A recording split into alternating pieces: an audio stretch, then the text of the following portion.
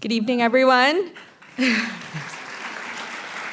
I'm Shama Rahman, Marketing Manager for the New York Times live conversation series TimesTalks, which pairs New York Times journalists with today's most creative and seminal voices from the fields of film, literature, science, music, art, and politics. Tonight, we're thrilled to welcome Academy Award-winning actor Brie Larson, Academy Award-nominated actor Naomi Watts, and New York Times best-selling author Jeannette Walls for a spirited conversation about the upcoming film The Glass Castle, based on Walls' critically acclaimed memoir of the same name. Joining the conversation for the question and answer portion will be director and screenwriter Destin Daniel Cretton. You will hear much more about tonight's guest from our moderator, New York Times book critic Parul Sehgal. Please join me in giving a very warm welcome to Brie Larson, Naomi Watts, Jeannette Walls, and Parul Sehgal.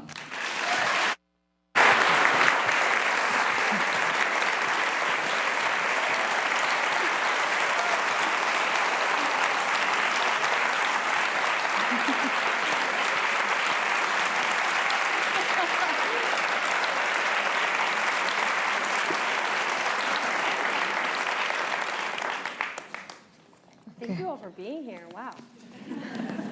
So cool. Yeah, it is.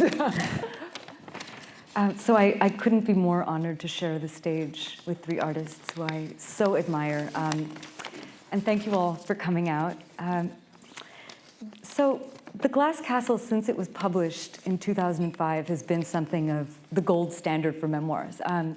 It has been on the, yeah, you heard it here first, I say authoritatively. I'm declaring it to be. And it is, I think it's spent something like 8 years on the Times bestseller list, right? Something insane. And I think, I don't know if it's back. Thank you.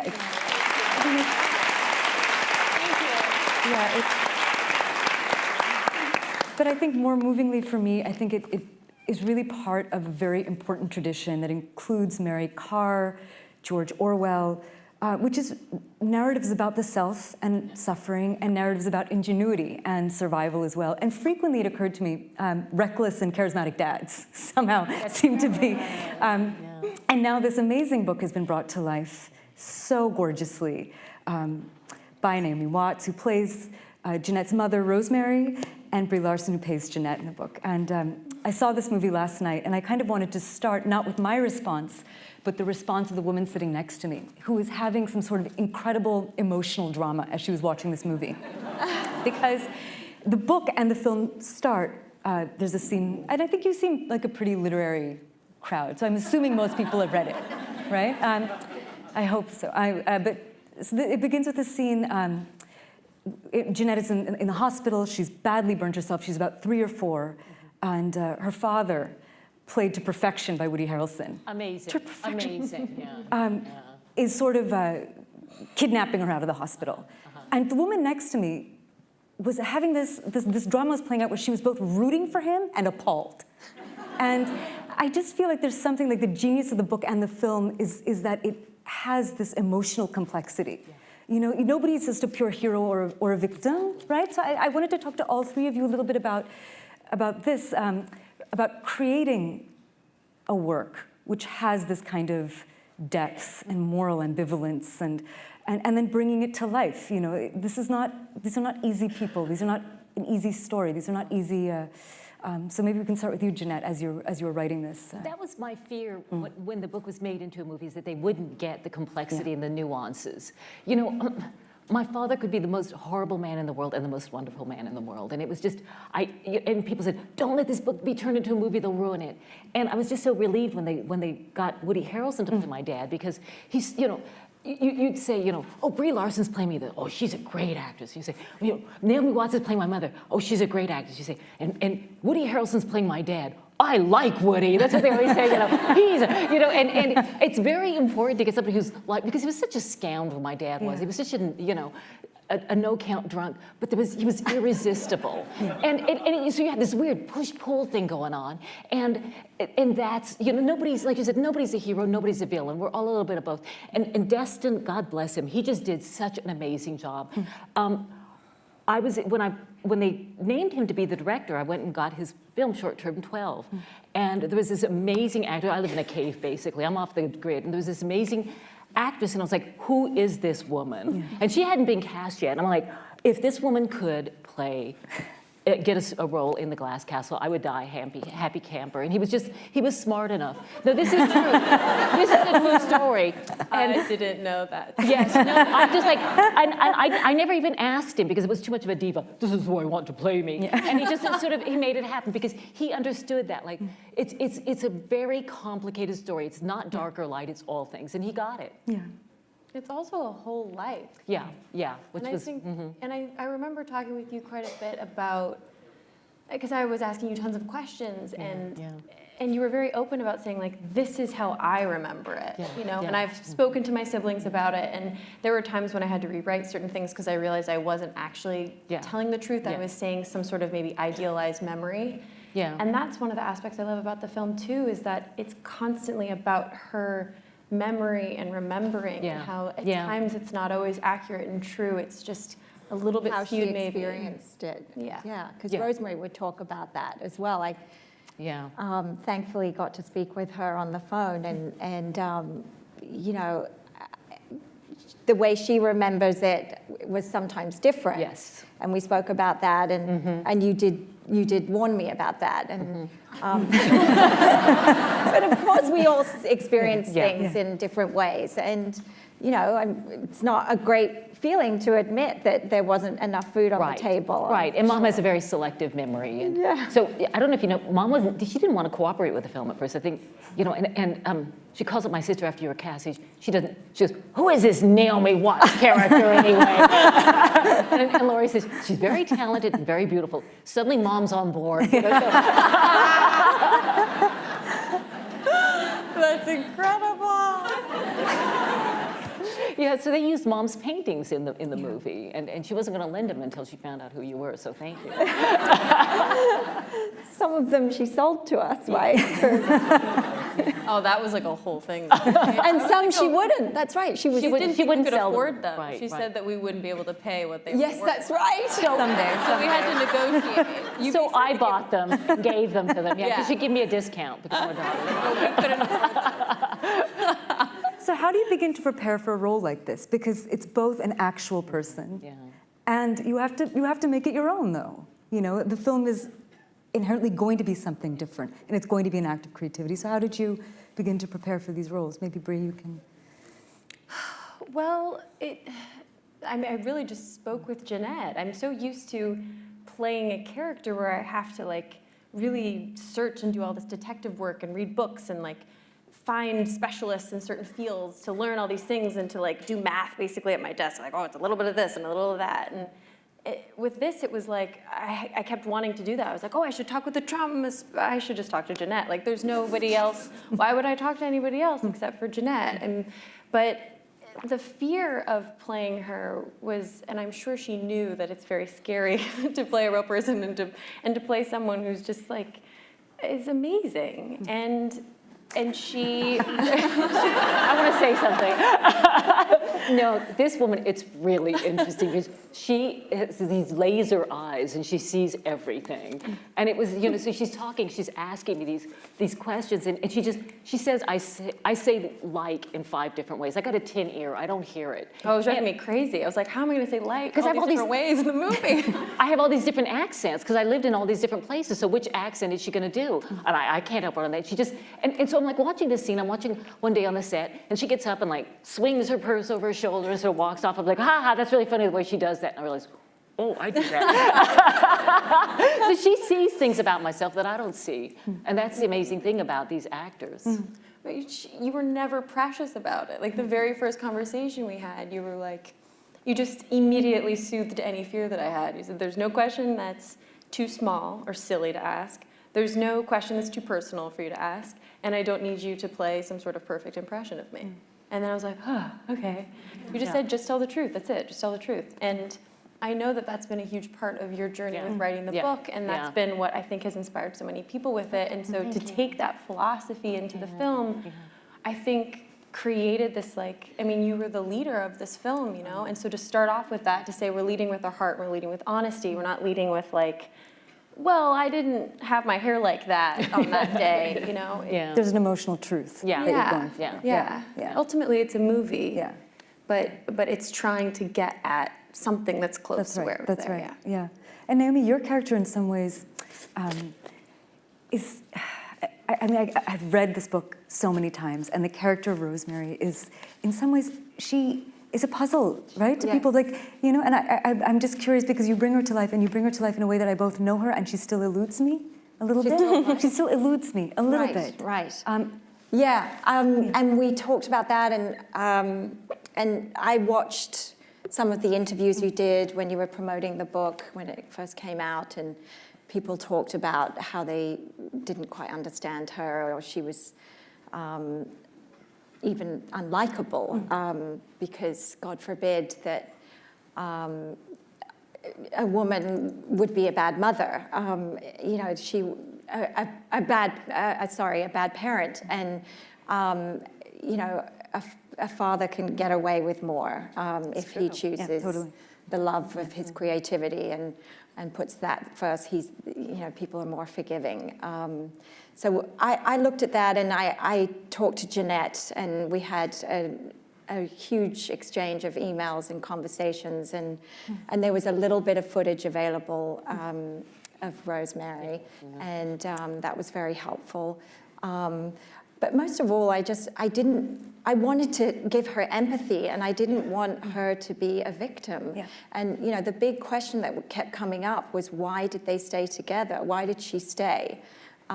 Given, you know, how volatile the relationship was, and how she didn't agree with a lot of what Rex was doing, but yeah, the closer I got to the truth with Jeanette and then Rosemary, which sometimes, again, they saw it differently. But that said, Rosemary always said that's Jeanette's telling of the story, that's her experience, it's exactly how she has to tell the story. And she was sometimes a little more cynical than you. But I think she stayed because there was like a symbiotic reason that kept them together, that, you know, there were codependence, that he believed in her creativity. He was the only one. She had grown up in a very controlled way, and her mother was very much trying to constantly shape and mold her, and finally she got to be herself and free, and Rex made room for that, for her creative spirit.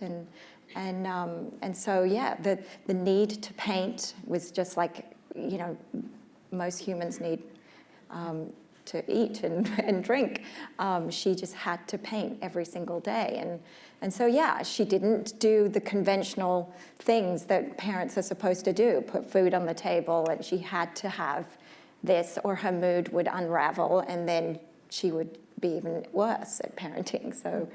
So, but that said, she was able to impart these incredible values that Jeanette articulates so beautifully in the book, and hopefully the film reflects that too, which is to be yourself, to be truthful to who you are, and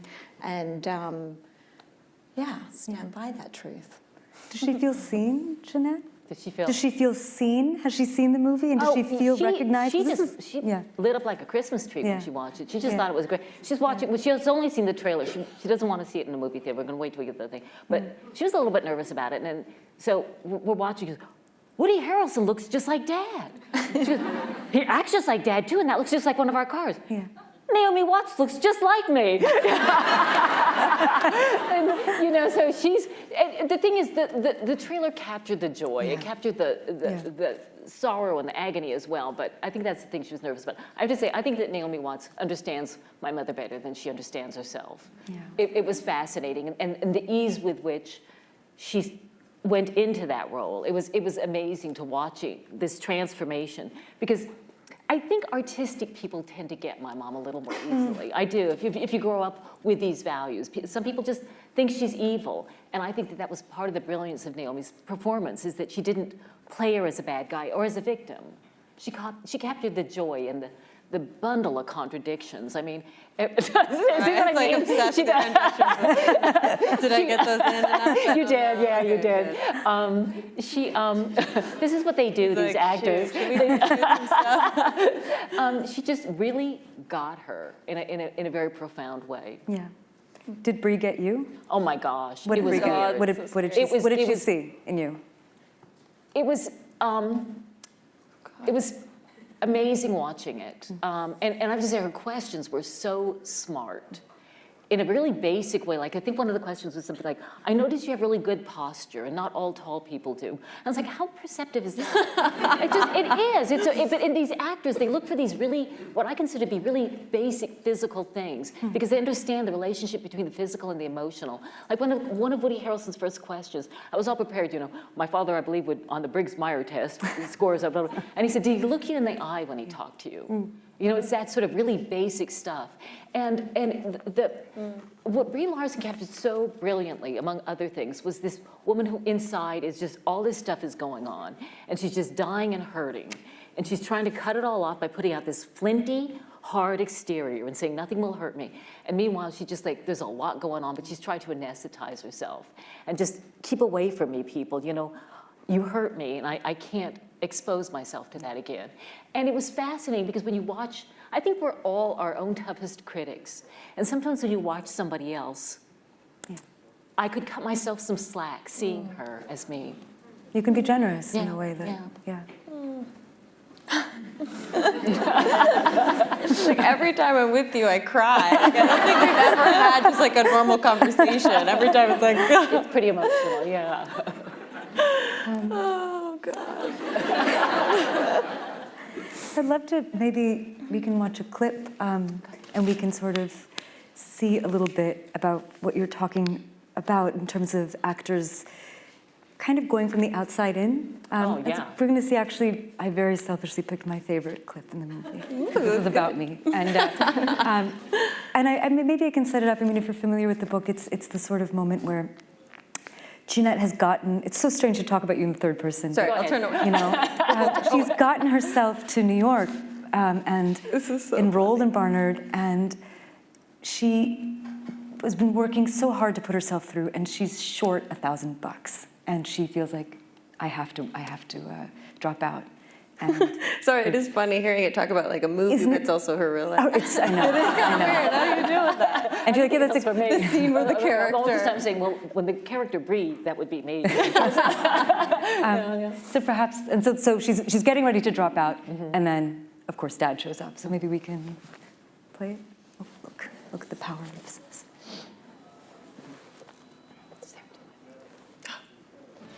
Your mom says that you're jumping ship. What happened to all your fancy scholarships? You come all the way here from Welch just to rub it in my face? You were right, okay? I never should have come here, and now I'm dropping out. The hell you are.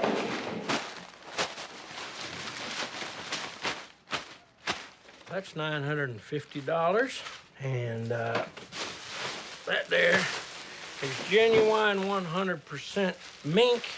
Should be able to pawn that for at least $50. Where did you get all this? New York City is full of poker players who wouldn't know their ass from their elbows, and your ma said I finally had a good reason to gamble. You did this for me? Since when is it wrong for a father to take care of his little girl?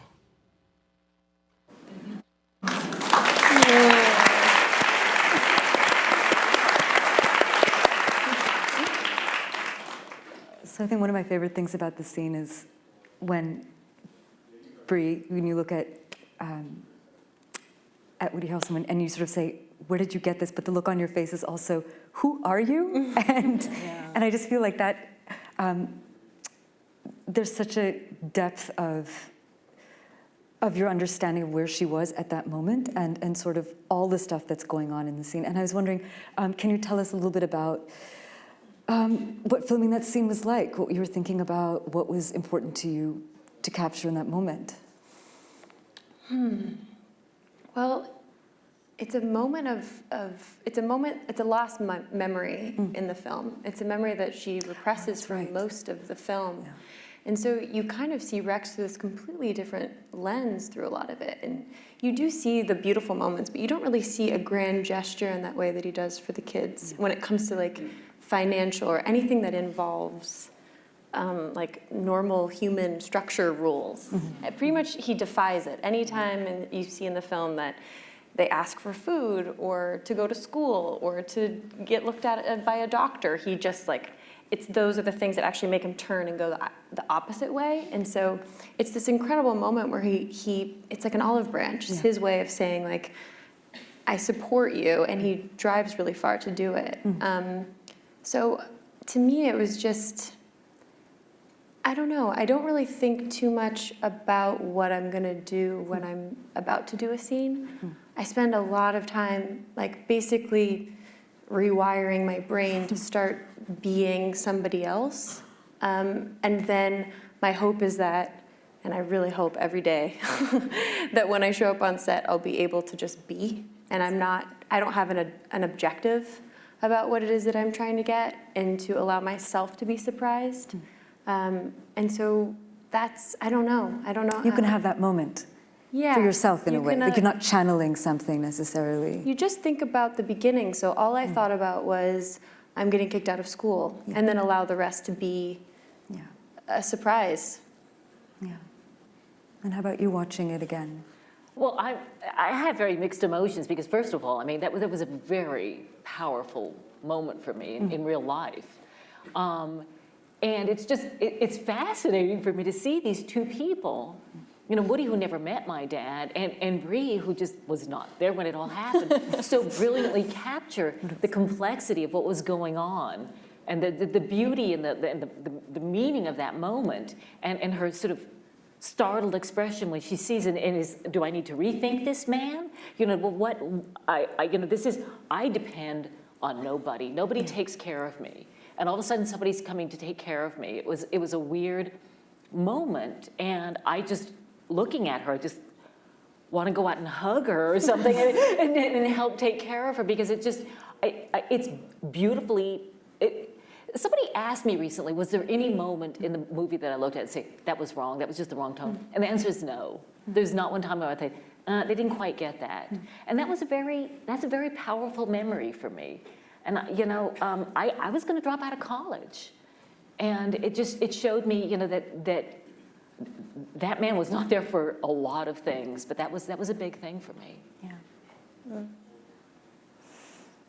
No, it's a really powerful scene. I think also just in terms of reminding. I mean, when I was watching it, that, you know, one's story about one's family is never fully written, you know, and the way that Brie sort of said that, yeah, this is also recovered memory, which I'd totally forgotten. You know, this was something she'd written out, and suddenly later. One of the things that I've been thinking about, and I think your movie really brought home to me, is that, so families are groups of people, but they're also kinds of ideologies. Like they have philosophies. There's some great moments in the film and in your book where, you know, your father will say, you know, well, you're a Walls, and this is what it means. And it's an interesting thing to talk to people about your book, because it also functions, or to talk to people that have seen the movie, because it sort of functions as a bit of like a Rorschach test, it does, right? yeah, So like absolutely. the way you see it kind of depends on how you were brought up, or the family that you're bringing up, and see all of your ideas about control and protection and freedom get tangled up with it. And so I was just wondering, I mean, somewhat of a personal question, but like, you know, are there ways that having inhabited these roles, or having written this book, that has it changed the way that you think about being a member of a family, you know, prioritizing certain kinds of protection or freedom? Like, this is the stuff that it sort of like raises, you know, sort of rakes up in me, you know, to sort of that idea of... Do you have kids? I just had one. Oh, no wonder you're asking these questions. This is my therapy night, guys. I brought them here to tell me what to do.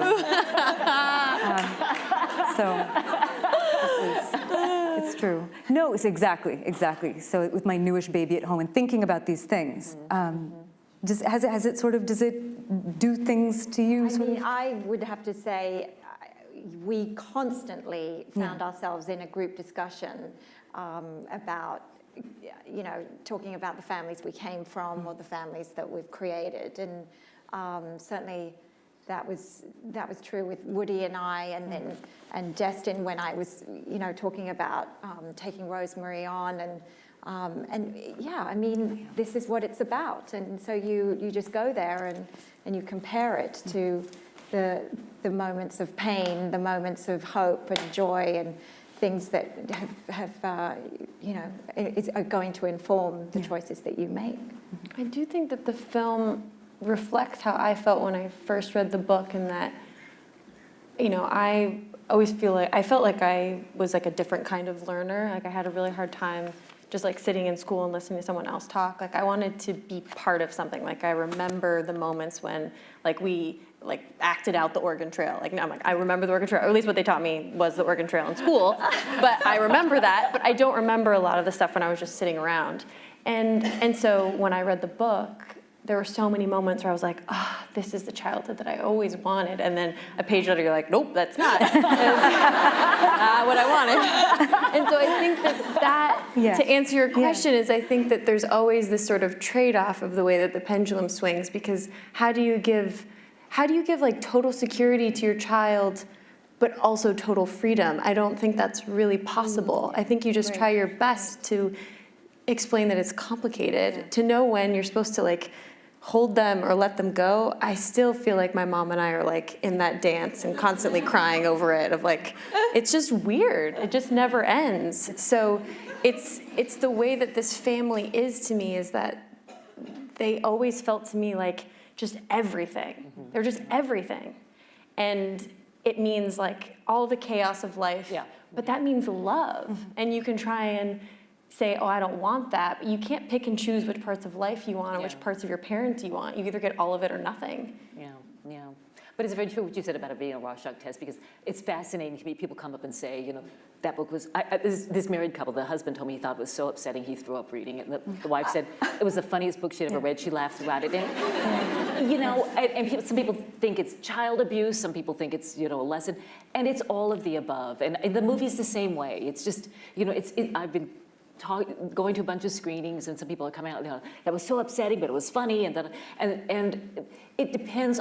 We all bring our baggage to any story, and what we choose to focus on, and even when it's nonfiction, we shape our truths by which stories we tell, and how we choose to tell them, and how we choose to see something. We inflict our values, we impose our values on any story. So, it'll be interesting to see how this is received. I like to go back to that thing that Brie said, that sometimes the best thing you can do is just to be in the scene, I'd like to, maybe we have time for one more clip. I wanted to see Rosemary on screen. So can we see the second one, please?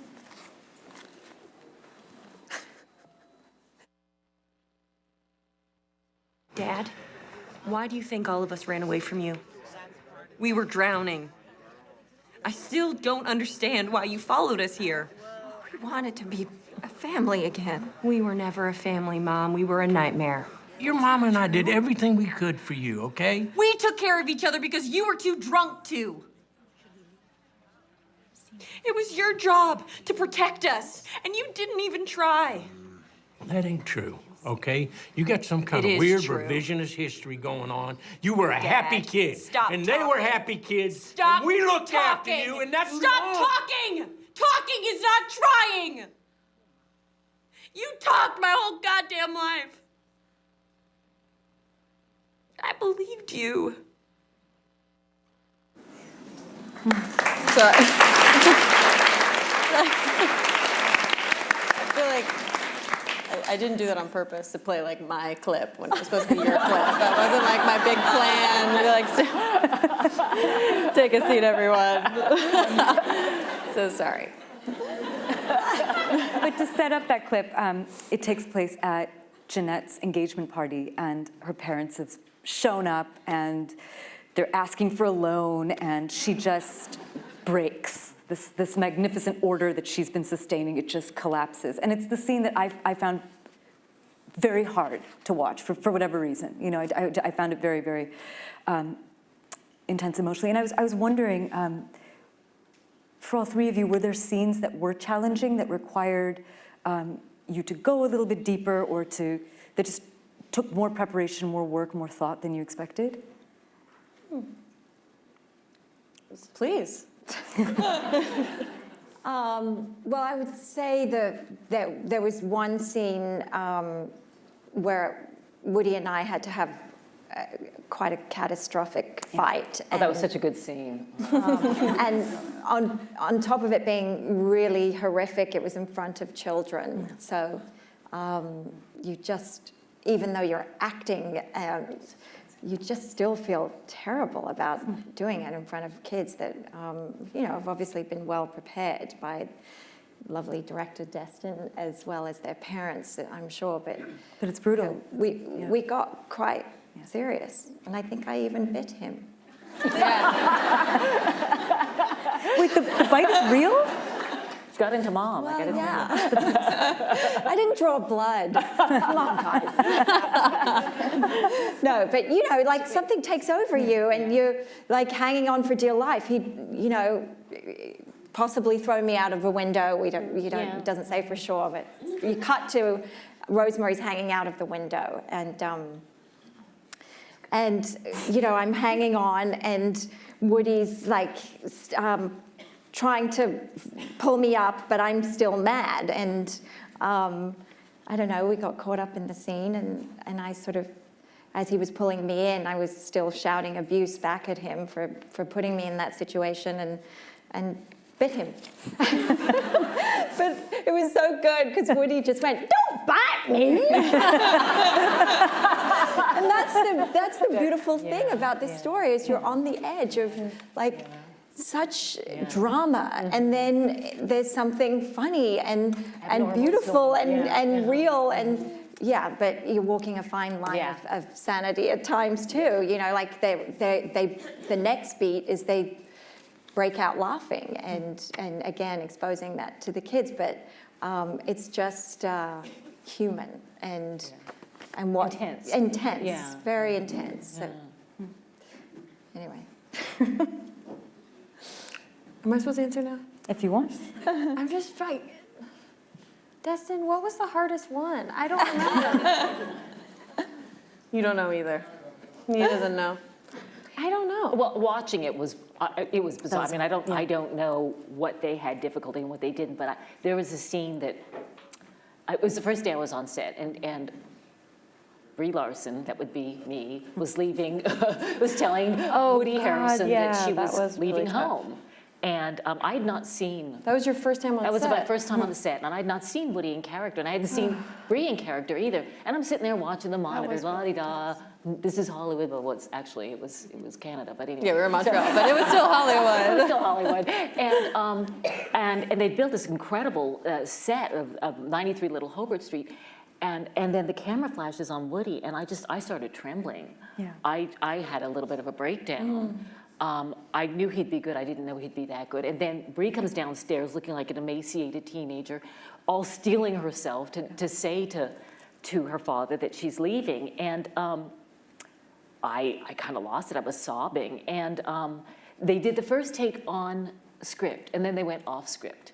And they started saying things to each other that I had not told them that we had said. And that's how deeply these actors got into these roles. They were not acting, they sort of became these people. Meanwhile, like I said, I was a mess. I was just like slinging snot and everything. I was just like, I had a breakdown. And Woody didn't know I was watching, and as he walked away, like he saw me and he came over. I'm gonna have trouble telling this. He gave me a hug. This is one of the best things ever. And I apologized to him like a knucklehead. I said, I'm sorry. I'm sorry. I know he wasn't my dad, but I was like, I put this nice man through all this torture for this stupid movie, for my stupid book. And I was like, I'm sorry. And he said, you had to do it, honey. You had to do it or we wouldn't be here. And he said it in my dad's voice, and this is like 40 years after I left Dad. To like be absolved for it. It was just, and these actors, I mean, I know I keep on saying, but they blew me away with it. Just, they stayed in character sometimes when they weren't acting, and we all went out to dinner, and Naomi and Woody started bickering, and I'm like, oh, Mom and Dad are at it again.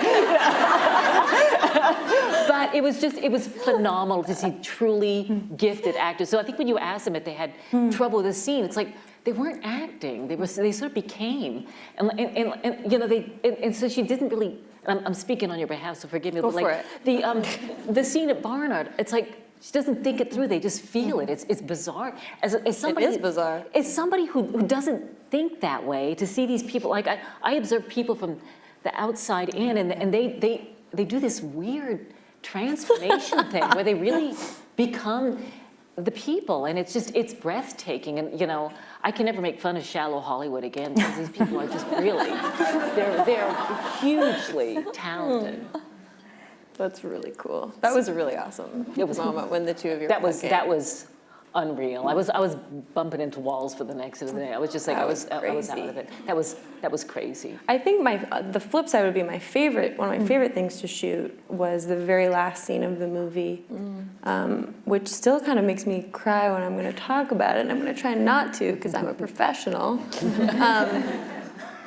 But the last scene of the movie is like how I feel about my life and how I feel about this journey that we've been on, and my family that I made this movie with. And I wrote a letter to Destin basically as they were setting up the shot. I just put headphones on and started writing a letter, and I don't even know what I said, but I just decided that I was not going to know what I was going to say. I was just going to write until we did the scene, and I did. And it's this long shot, and I just feel so grateful that I feel like I'll forever have on screen how I feel right now.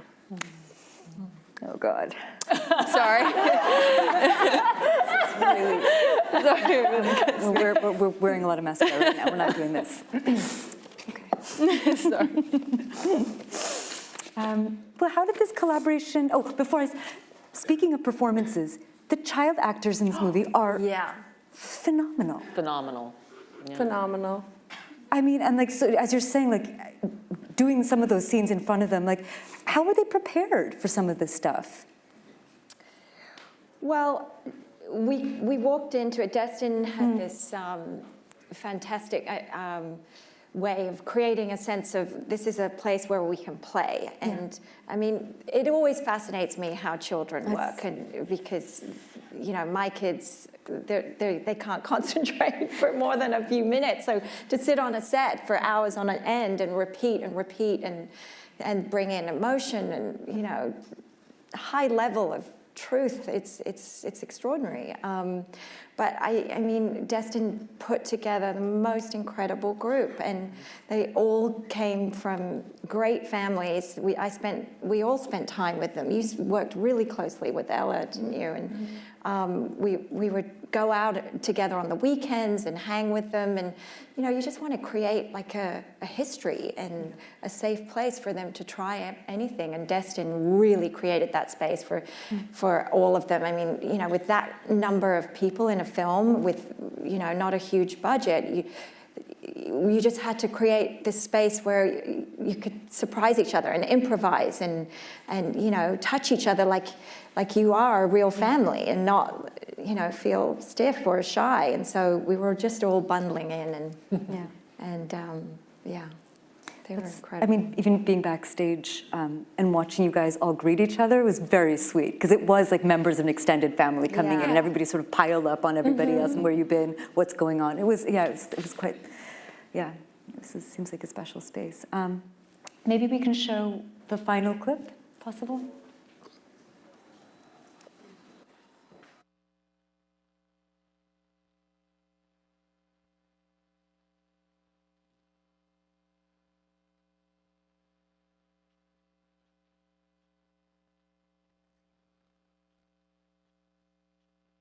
Welcome to 93 Little Hobart Street.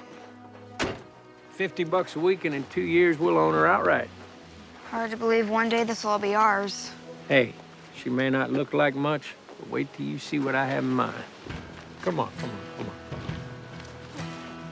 We're gonna tear all this down and replace it with your game room. Ping pong, pool, foosball. Trampoline? Oh yeah, trampoline goes right over there, and then all these walls are gone, replaced with 3-inch glass. This can stay. Doesn't that look lovely? Yellow stands for happiness and creativity. This place doesn't have any running water or electricity. Ignore her. She was born without vision.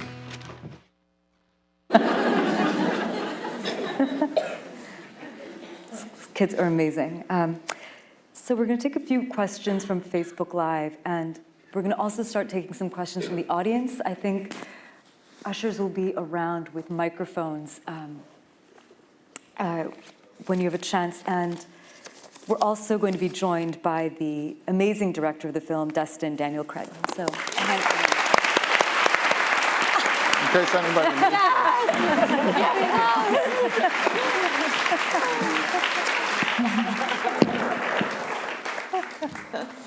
Oh, thank you. So let's take, these are good ones. Okay, question from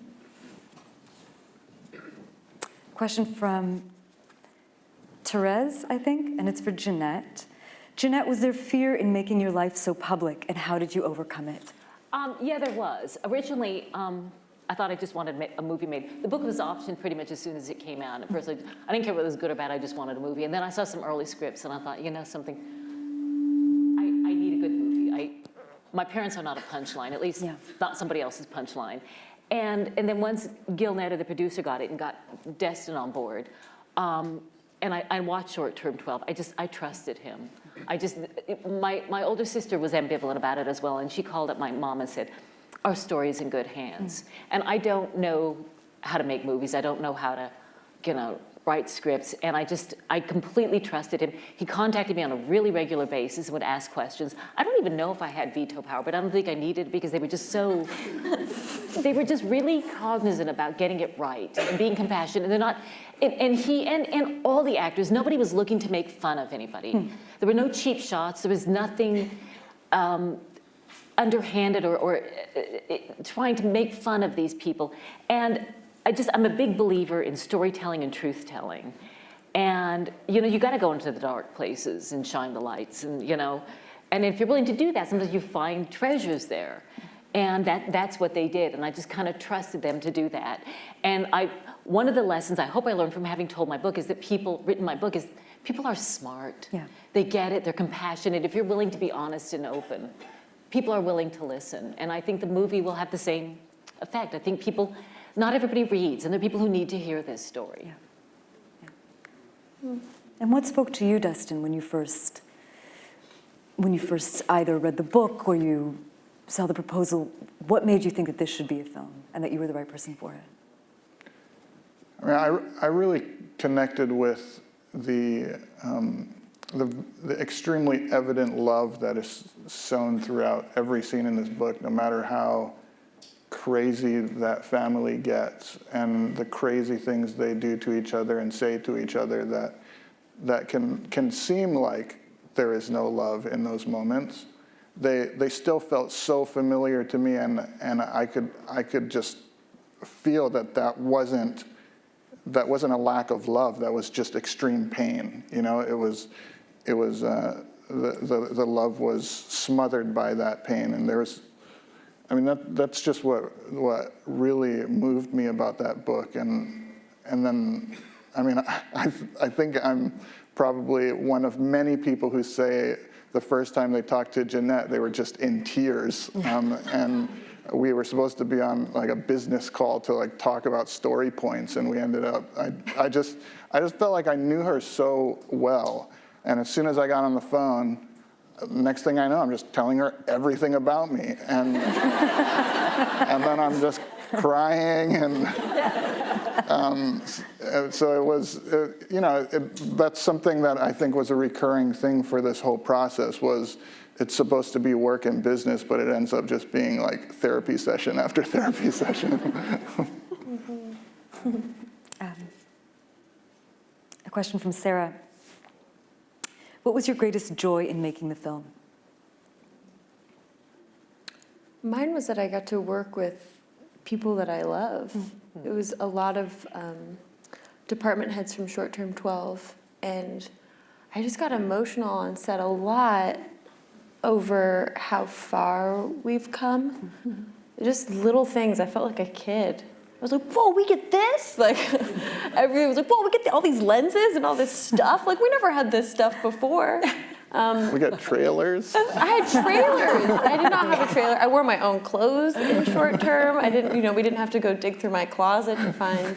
I think we dug through your closet instead. Yeah, she was wearing some of my clothes in the movie. Yeah. But it was really watching all of them blossom and have more space to do the thing that they love, which was really exciting and so impressive. So I just felt good to be back with my family. Wow. I'm just blown away by how these people had such respect for these characters that would be my family, who are kind of outside what society usually accepted. It was not an homage to my family as much as it was an homage, I believe, to just everybody who doesn't fit society's values. But I mean, they did these amazing things like, my father had written a lot of poetry, and this phenomenal composer went through it, and one of the theme songs is inspired by lines from the poetry, and it's such a beautiful tribute to this man who would have been, laughed at by most people, to sort of consider the humanity behind the people we very often quickly dismiss. The homeless or the squatters or the drunks or whatever, that everybody has a story. And don't dismiss people so easily. There's so much behind the facade. And that's what I love about this movie and about everyone who touched it, is that they were just really compassionate about getting beyond the stereotypes, the easy ways that we dismiss people as crazy or drunk or whatever. There's a lot more to most people. I felt that way about everybody. I feel really lucky to have worked with this family to create this movie, and I do think that there is an extreme lack of ego when it comes to the creative process, and there wasn't this need for each person to showcase their work in the most amazing, blatant way. Instead, I think there was a selflessness in trying to serve Jeanette. I mean, everyone just before she stepped on set, when she stepped on set, she was like a goddess, because we had been talking about her so much that when she showed up, everyone was just like, nobody knew what to say. We were like also kind of nervous because we didn't want her to start thinking that we're doing a bad job. But everything was about her and her family. Like, is this something that they can be proud of? And that's, I mean, that was the process. That was the creative process, was asking that question over and over and over. And that's where like Joel's song kind of came out of that same sort of attitude. Shall we take some questions from the audience? I think someone is coming around with the microphone. I think somebody's coming around with the microphone. Hello. Yeah. Hi, my question is for Brie and Naomi. So you guys are super inspiring, literal acting superstars. Something I like to call GOATs, which means greatest of all time. Cool. But I just wanted to ask if you guys have any advice for a young, aspiring actress like myself. What would you say? Oh my gosh, I have so much advice. We don't have time. Come hang out after. I don't know. For me, I would say my story was quite, I guess it has been inspirational to some actresses because I couldn't get a job for many, many years. Oh my God, I have the same story. We probably. Oh my God. And now we're goats.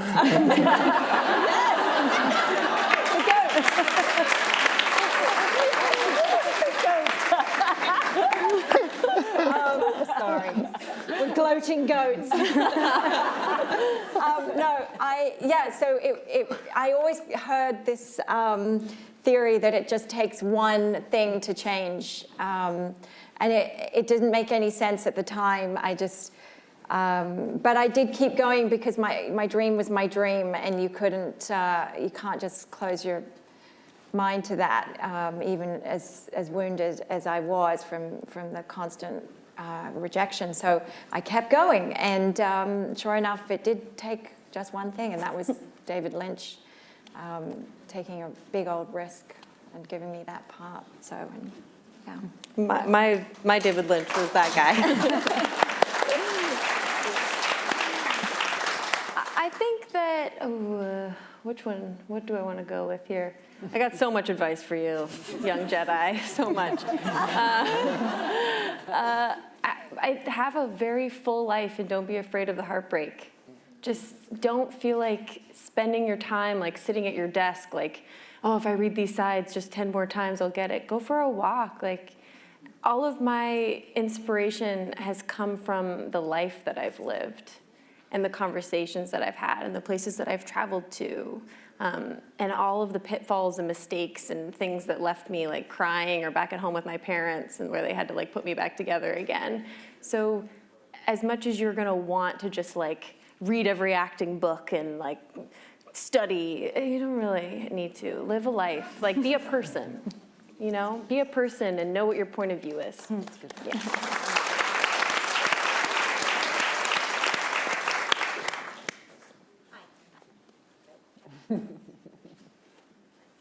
We can hear you. No? We hear you. We can hear you. We hear you. What we need it. Apparently I'm a goat too. Cool. Right now. Awesome. Because as an actress, anyway. But my question is for you two ladies, Naomi and Brie. This is such an amazing script and book, obviously. But while reading the book and the script, what made you decide that you wanted to be part of this project and this movie? What not only inspired you, but what did you want to come? What did you want to get out of this? Or Can everybody hear that? Sort of saying that they are goats. It is true. Once again, confirmed. Once again, goats. And then sort of saying, what about what in the book or the script persuaded them that this was a role for them, and what did they sort of, what inspired them, and what could they get out of it? Is that more or less? Yeah, and maybe what did you want people to get out of it? And what do they want people to get out of it? Thank you. Yeah. Well, for me, already Brie was attached and Woody, and that's a pretty stellar package right there.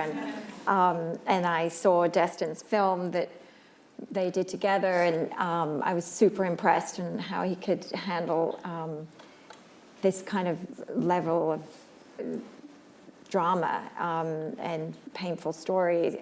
There's some humor in it too. And I just felt when I knew the book, but I hadn't read it. So I, of course, before I met with Destin via Skype, went out and read it, and I just was really blown away by the humanity in this story and the love and this journey that I knew we'd be going on as a team. Yeah, as I said, Destin and I talked about family in quite a deep way in that first initial conversation, and that conversation kept going. It was open dialogue with Jeanette as well, not just talking about her family, but my family too, and it did just become a cathartic experience. And I feel like when you're looking for projects, there's many things that factor into that decision making, but most of all, you're hoping to take away something that can grow you as an artist, and this family bond was just so unique and so special, and there was, it was different, particularly in this time today of the era of helicopter parents, but yet so relatable and so full of love and hope. And that was just incredibly inspiring, and how we could shift from a place of judgment to forgiveness, constantly through this journey. And I just thought that was a really powerful story worth telling. And that's I think the simplest answer is just like I couldn't get through reading the script without just crying the whole time. And that's a really good sign, because you go like, oh, this is like triggering something in me, and I don't really know why. I don't know why this makes me feel so much, and why I feel this sort of like shaky burn to like do this. And that's kind of what leads me. If I know why I'm making something, I don't really want to make it. I'm kind of, the journey's done then. It's like, I know how the magic trick works. But if there's something about it that I'm getting at. That's what's going to keep me interested and keep me looking for it and trying to get closer to it for however many months you spend. It takes a long time to make a movie, and so you really need something that's beyond yourself, I think, in order to do it. I have a really hard time with like the fact that like my job requires me to be on camera. I wish that I could do it without being on camera. Do you feel that I do? I just am like, why my face? Like, I don't want my face there, but I know I need it. I can't do it without. But like, I kind of want Andy Serkis's career. Like, no joke. That seems like it would be pretty good. So because of that, it's like, I can stomach the fact that I will ultimately have to be on camera, and I'm just gonna have to live with that choice. Sorry, everyone. But if it's for something else that's more, so short term, it was like the kids. It was like I met real kids that were in the situation, and their story was so powerful and so important that it was about that. And who cares about my face? So whatever, I have a face, whatever. And with this, it was Jeanette. It was Jeanette, and it was her family, and it was overcoming circumstances and reminding every person in this audience and anyone who sees the movie or reads the book that like, you're a survivor and you're resilient and you're gonna keep going no matter what. And we're so grateful that you're here. Yeah.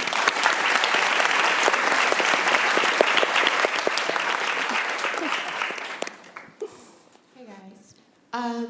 So I'm wondering, as an artist, as an actor, writer, director, in making movies, I'm an actor myself, so like I know how when you go into a project and when you do scenes, whether it's in a class or whether you're, in the movies or on stage, you have to be vulnerable. You have to open yourself up. You have to let love come out and come in and whatever other emotions. And seeing you guys talking about it today, I feel how much, passion and love was behind this project, and it's such a beautiful thing. But in Hollywood, having to live in front of people, having to live in front of people and have that balance of like vulnerability and having that wall to protect yourself.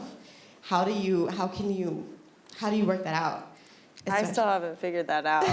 If you get any tips, let me know. Oh my gosh. I think I want to stay gooey. If I'm like less gooey, I'm not going to be so good at my job. But it also means that I'm like weird sometimes. Like if any of you like run into me on the street, I'm going to shake uncontrollably, and you're going to be like, huh, she's not that cool. Like it's not. It's the way that it is. Like I can be up here on the stage and be really confident because I knew for a couple of weeks that I was gonna be here. Like I've been preparing myself. But if you like come in front of my hotel room and start screaming my name, I'm gonna run away. But I don't wanna really lose that part of me. Like that's the inner child in me that's like, I don't know my place in the world. That part it's tough because it's just part of me. I either throw away everything or I have to keep everything. Anybody else? Don't leave me here. Well, Jeanette, you answer because you're so good at being a public person. You do what we can't do. I'm not gooey at all. I'm like flinty. I mean, it's interesting. It's so interesting for me to see these actors because, I cannot begin to do what they do. I have zero acting. I act like a silent screen star. Like this is fear. That's my acting ability. And I do think that there are these people who are more porous than other people, and they have extra nerve endings, and they're genuinely beautiful people, and we've got to treat them a little more gently. And we really do. They're kind, and they're an incredible gift to people that they turn out these astonishing performances. And we treat them like these weird, Greek gods or something. We all like attack them and talk about them. And it's. I understand it. I get it. That used to be my job. So I get it. And I recant all that. And I think that you renounce it now. Shame on me. But I think what Brie said is true, that you have to she can't lose that vulnerable. And to your question, you've got to be vulnerable and open to play these roles, and then you're thrown into the public like that. I love public speaking, but I got no acting skill. I think that the best actors who I know cannot stand standing up and talking extemporaneously about themselves. They tend to be kind of introverts, and I think that that's beautiful. They're just different from me, and we should respect their privacy a lot more than we do. We really should. We really should. Thank you, Jeanette. No, we really should. Yeah. Well, Did we answer your question? Did we just go on like a full-on tangent and didn't even answer it? You answer it. You Okay, cool. Okay. Time for maybe one or two more. one over here. Brie, I have a question for you. I wanted to say I loved you in Short-Term 12 and Room, and forgive me if this was already answered, but you worked with kid actors like who have problems of their own. Like what impact has that had on you? That's a really great question.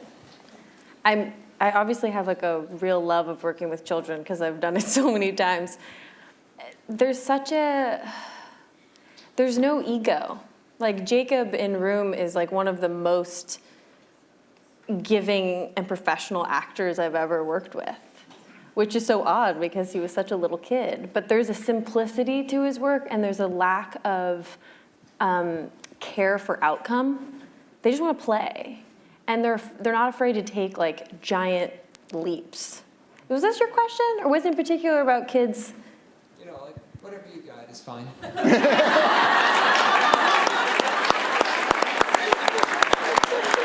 Whatever you got is It's fine. That's It's the best. I'm gonna put that on my business card. Whatever you got is fine. That's my new Q&A strategy. That's amazing. Well, there's a lot, I think, to be gained, and there's a lot of wisdom in children, and so I feel very grateful to have worked with so many. That's the simple answer. And maybe one more? Hi, Jeanette. My question's for you, and I just wanted to start by saying that I admire you so much for the courage you had to write the story that you wrote.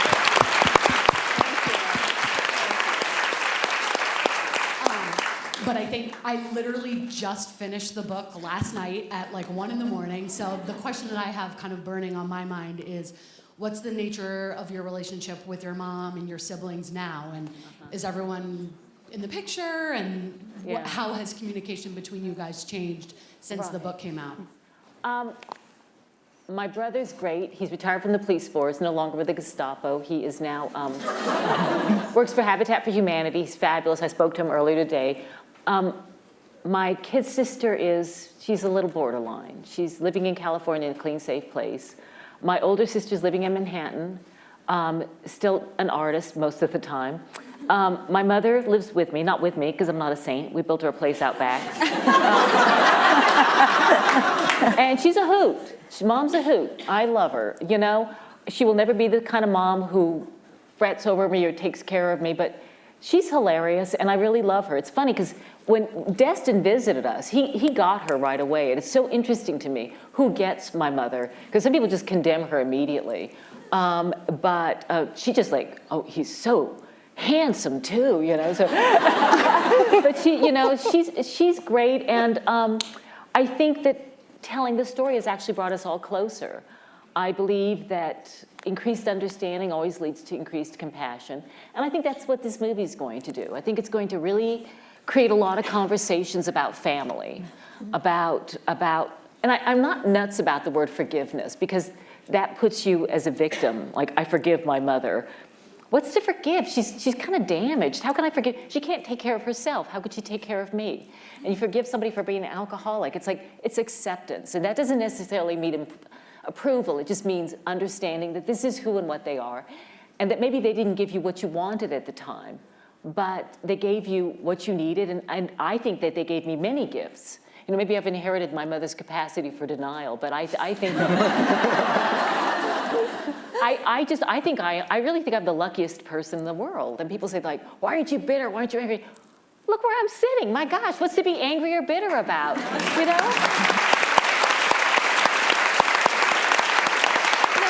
Honestly, if you are where you want to be, then why regret how you got there? And, you know, I couldn't be in a better place. And on that note.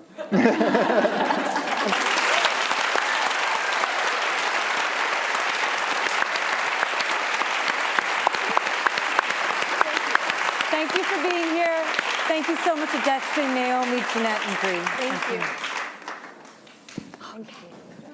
Thank you.